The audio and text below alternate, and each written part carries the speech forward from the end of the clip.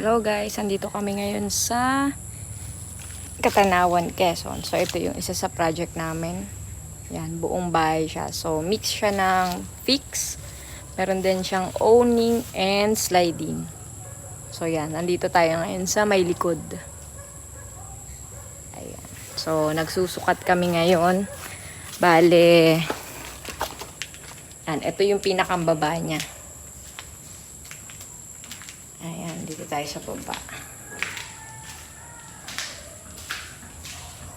Yan. Medyo malaki-laking project to. Madami-dami. Madami-daming bintana. Ito naman yung sa taas. Si Kuya Jun ang susukat.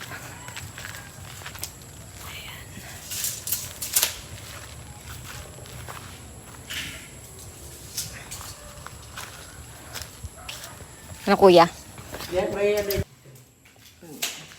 So ito naman yung taas niya.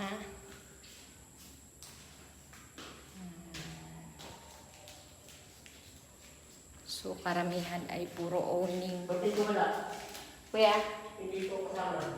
Tatanong natin kuya. Pero anuhan mo na din. Yan.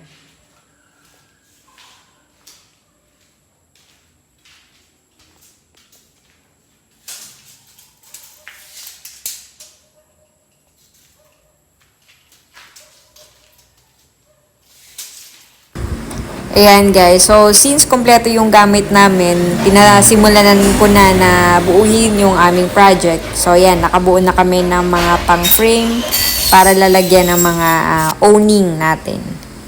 Ayan.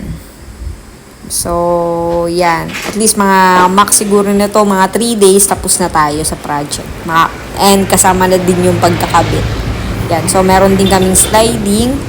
Bale ito, sliding, then owning. So, sliding namin is 798 series and owning namin is 38 series. Yan. So, yun yung gusto nung may-ari.